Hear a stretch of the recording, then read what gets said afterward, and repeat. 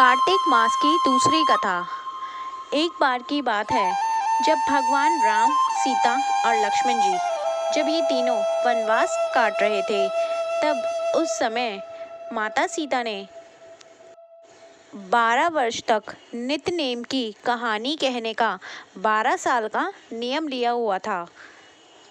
राम आए, लक्ष्मण आए, देश के पुजारी आए, नित्य नेम का नेम लाए। आओ राम बैठो राम, तपी रसोई जीमो राम, माखन मिश्री खाओ राम, दूध बताशा पियो राम, सूत के पलका मोठो राम, शॉल दुशाला ओढ़ो राम। जब बोलूँ जब राम ही राम, राम सवारे सबके काम, खाली घर भंडार भरेंगे, सबका बेड़ा पार करेंगे।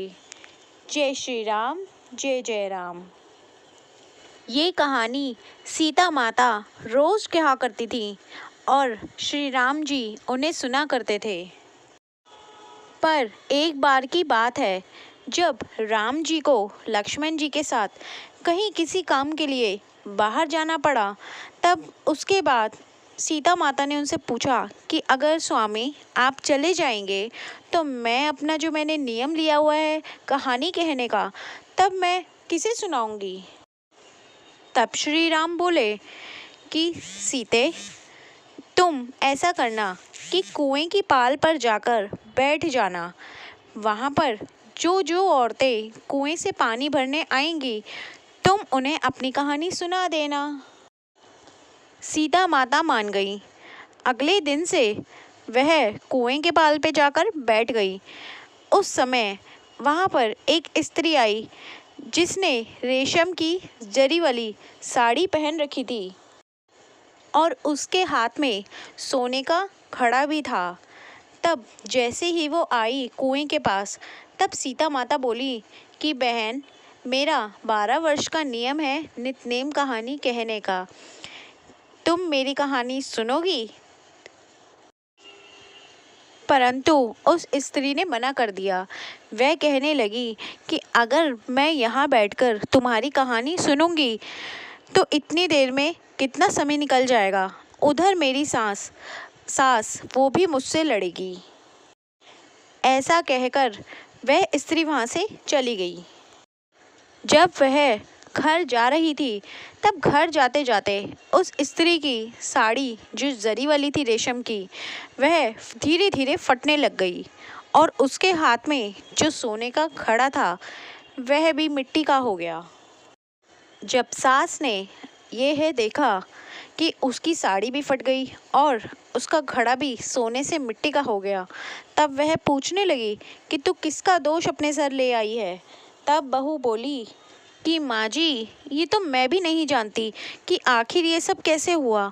फिर वह बताने लगी, उसने अपनी सारी बात बताई कि जब मैं कुएं के पास गई थी तो वहाँ एक स्त्री बैठी हुई थी जिसने अपनी नित्य-नेम की कहानी मुझे सुनानी चाहिए, मगर मैंने उसे मना कर दिया।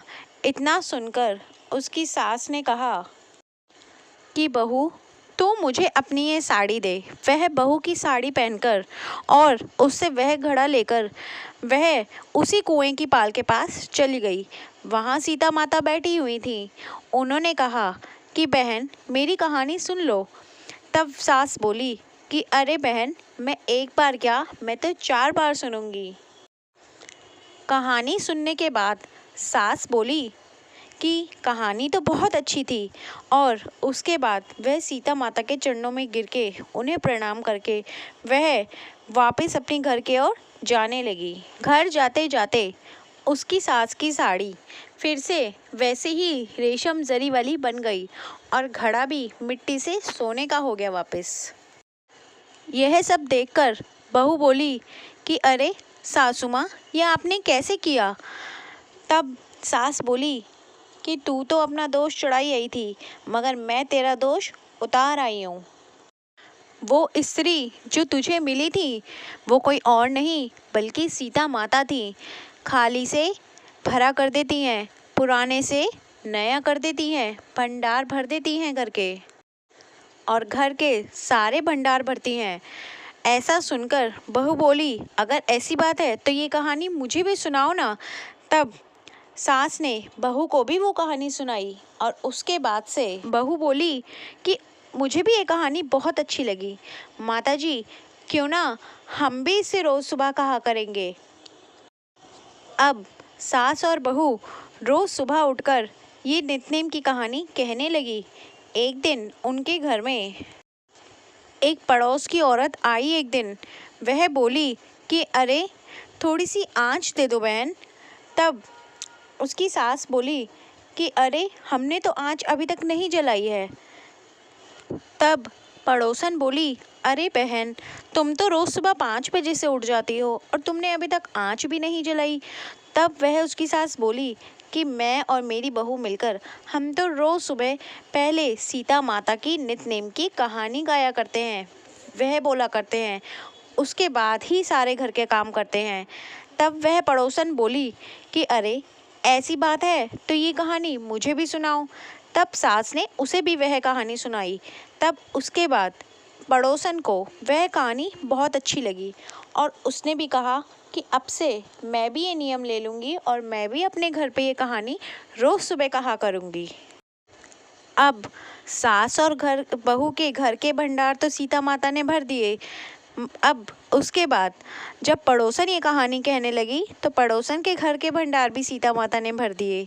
हे सीता माता, जैसे आपने उनके घर के भंडार भरे, वैसे ही इस कथा को कहते, सुनते और हुंकारा भरते सब पर अपनी कृपा बनाए रखिएगा और सबके घर के भंडार भरिएगा। जय सीता माता, जय श्री राम।